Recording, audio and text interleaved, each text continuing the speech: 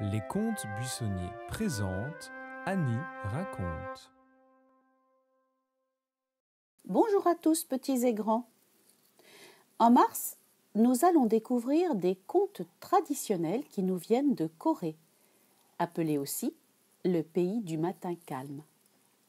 Aujourd'hui, je vous raconte Comment le lièvre et la loutre dupèrent le tigre, une histoire tirée du livre Contes de Corée, écrit par Vladimir Pouchek, adapté par Karel Tabery et illustré par Joseph Kremlacek aux éditions Grunt. Il y a très longtemps, vivait sur l'île de Jeju, au pied du majestueux mont Halla, une loutre. Elle se nourrissait surtout de poissons. Mais cette année-là, il était difficile d'en trouver car il n'avait pas plu et tous les cours d'eau et les étangs étaient secs. « Eh bien, je me rendrai dans les monts de diamants. Il paraît que rien n'égale dans le monde la beauté de leurs 12 000 pics et de leurs chutes d'eau, » se dit la loutre. Elle nagea depuis l'île jusqu'au continent, puis se dirigea vers le nord-est. Elle marcha longtemps, mangeant en chemin des glands, des cônes de cèdre et des châtaignes, ou attrapant ici et là une grenouille. Enfin, elle aperçut à l'horizon les sommets dentelés des monts de diamants.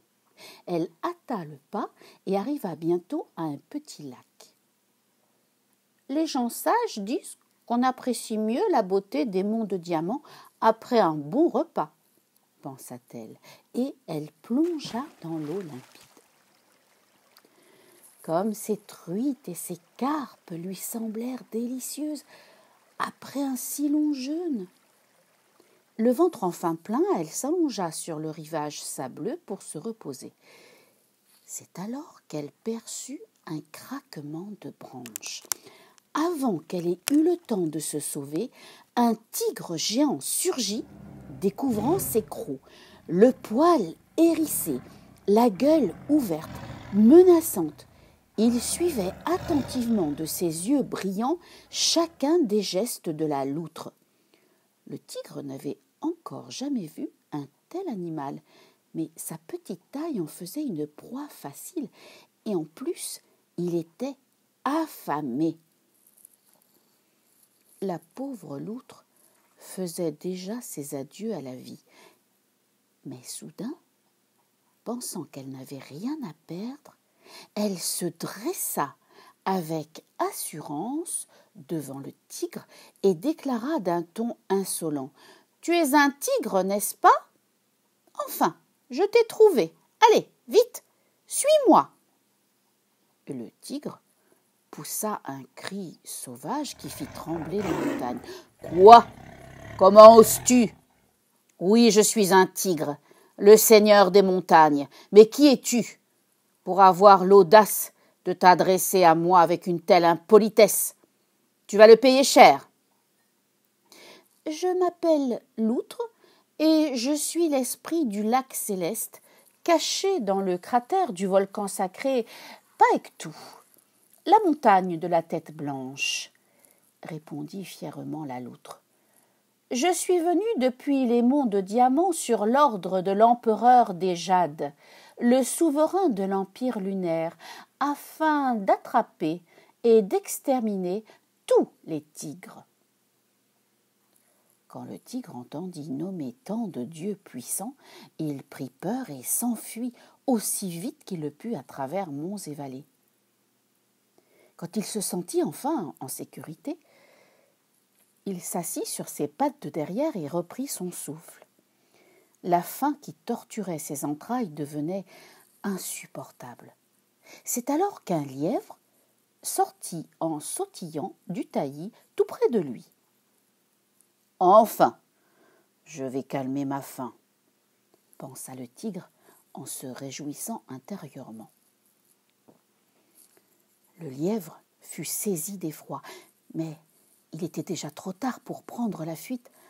Alors, avec un air innocent, il se mit à questionner le félin. « D'où venez-vous donc, monsieur le tigre? Vous êtes tout essoufflé et des gouttes de sueur perlent sur votre fourrure. »« Tu as raison, lièvre. Je viens d'échapper à une mort certaine. L'empereur des Jades lui-même veut me tuer. »« L'empereur des Jades?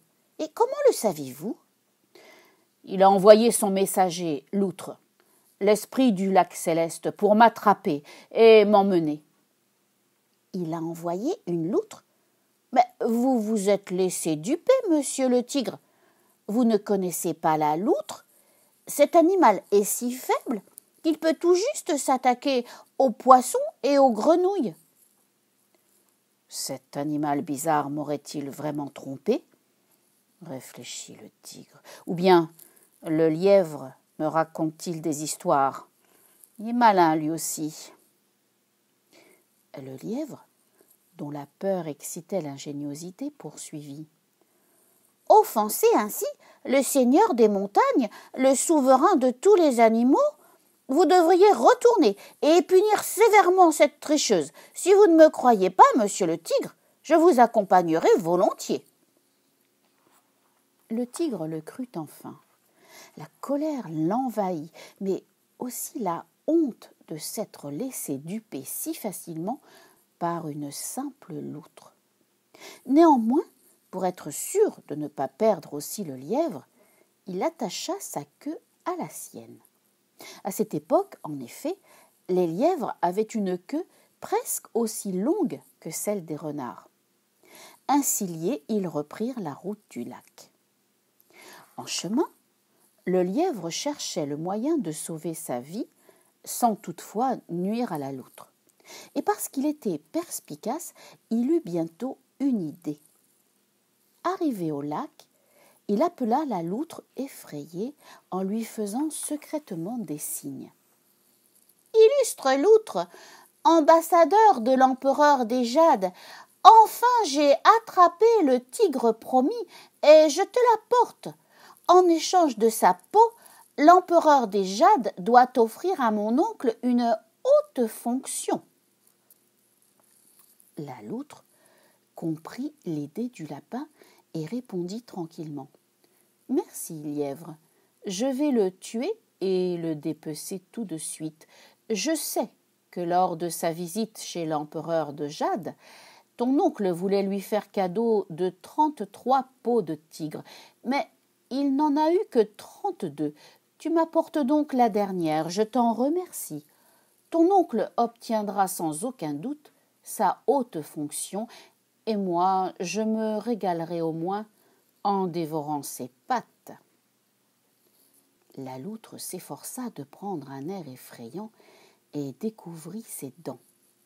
« Ce gredin de lièvre m'a trompé, » grogna le tigre. « Il semble que l'outre soit réellement l'ambassadeur de l'empereur des Jades. Je ferais mieux de me sauver avant qu'il ne soit trop tard. » Et le tigre, apeuré, s'enfuit, traînant derrière lui, sur les pierres, les ronces et les taillis épais, le pauvre lièvre, toujours attaché à sa queue.